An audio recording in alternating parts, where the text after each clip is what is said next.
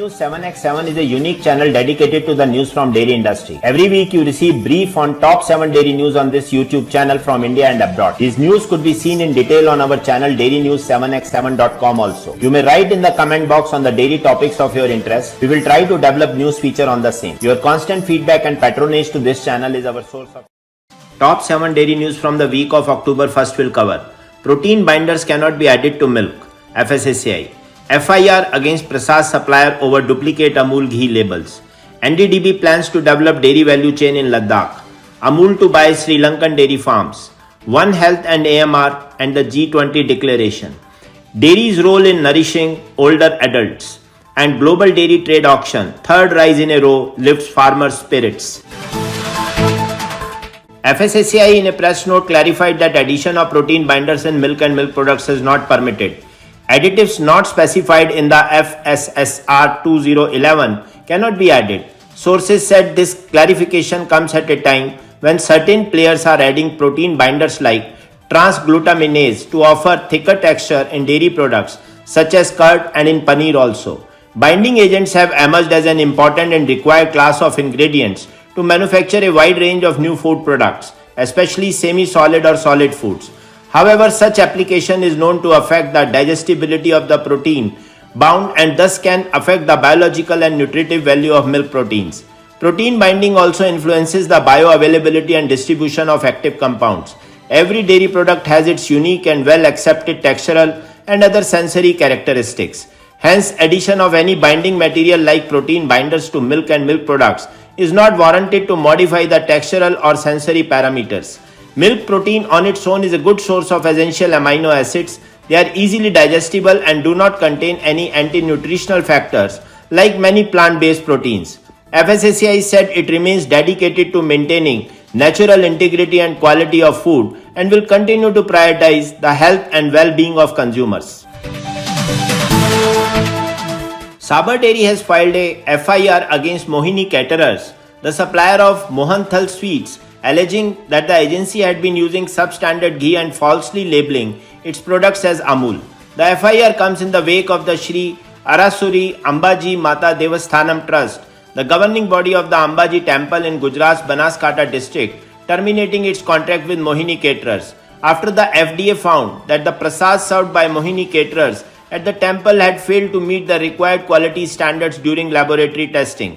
The ghee tins bore the Amul labels and mentioned that they were packed by Sabar Dairy. However, Sabar Dairy has categorically denied the same. Investigations have revealed that the ghee tins supplied by Mohan Caterers to the temple trust bore duplicate labels of Sabar Dairy.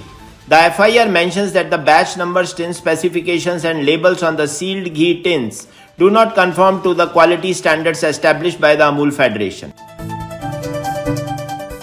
NDDB Chairman Dr. Minesh Shah has said that NDDB intends to develop a dairy value chain in Ladakh that would provide profitable returns to the producers from milk business. He was speaking at the inauguration of the newly refurbished dairy plant of Ladakh Dairy Cooperative in Leh. Dr. D.B. Mishra LG of the Union Territory of Ladakh inaugurated the plant that was refurbished by the NDDB. He said that an integrated approach involving creation of an organized milk procurement, processing and marketing system will strengthen dairying and augment rural income. Dr. Shah informed that a grant of Rs 40 lakh has been sanctioned to the Federation to start and smoothly run the operations. The milk procured will be processed and sold under OMA brand. Ladakh Federation will also supply fresh pasteurized milk to Indian Army base in Ladakh. Plans are afoot to sell Milko, Highland and 31 dairy farms owned by the National Livestock Development Board of Sri Lanka to India's Amul Dairy Company, NPP leader Anurag Kumara Dissanayake said. He said cabinet approval has already been granted to sell Milko, while another cabinet paper has been finalized to sell of Highland to India's Amul Dairy Company. Addressing the NPP Mavanela Electoral Convention, Dissanayake said 21 dairy farms including Adigama, Ridiagama, Naramalla and Polo Narua dairy farms belonging to the NLDB will be sold according to the plan. He said 2 committees have been appointed in this regard and added that one committee has been asked to value the land, trees and plantation in the farms, while the second committee headed by NLDB Director General has been asked to value the animals and equipment in the farms. We are one earth, one family, and we share one future. Thus opens the G20 New Delhi Leaders Declaration.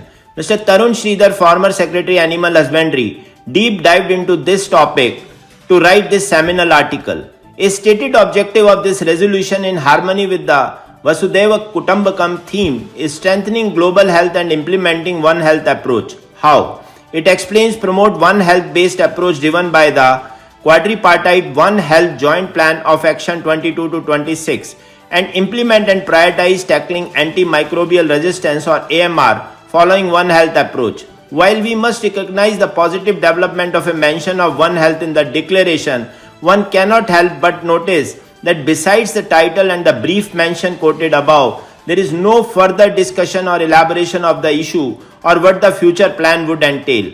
There is not even a whisper about animal health in this discourse on One Health and AMR. FAO attributes about 7 lakh human deaths a year to AMR related infections.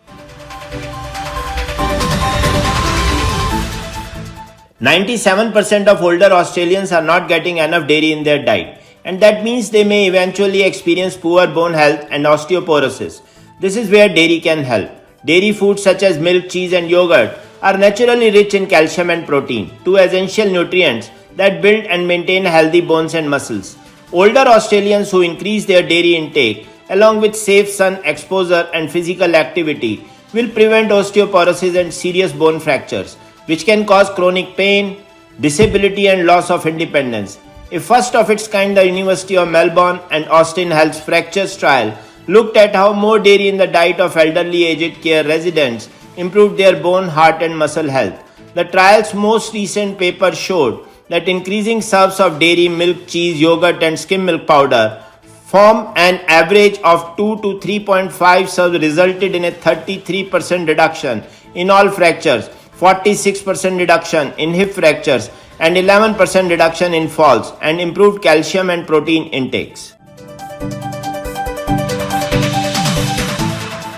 Prices have risen yet again in the latest global dairy trade auction with a 4.4% lift across the board to $3,104 per metric ton. It is the third significant increase in a row, with the index gaining 2.7% on September 5 and 4.6% on September 19. Whole milk powder rose 4.8% to an average of $2,931 per metric ton. Skim milk powder experienced the biggest increase, up 6.6% to an average of $2,558 per metric ton. The biggest percentage fall came from cheddar, which plunged 4.8% to an average of $3,853 per metric ton. Anhydrous milk fat lifted 3.7% with an average of $4,979 per metric ton. Butter followed suit with a 1.3% increase to an average of $4,806 per metric ton. 38,350 metric ton of product was purchased by 114 successful bidders. Thanks for watching Dairy News 7x7 channel with news update from last 7 days. To continue receiving update from this channel, I, Kuldeep Sharma, request you to subscribe this channel and share and like the video, and also don't forget to press the bell icon. Thank you.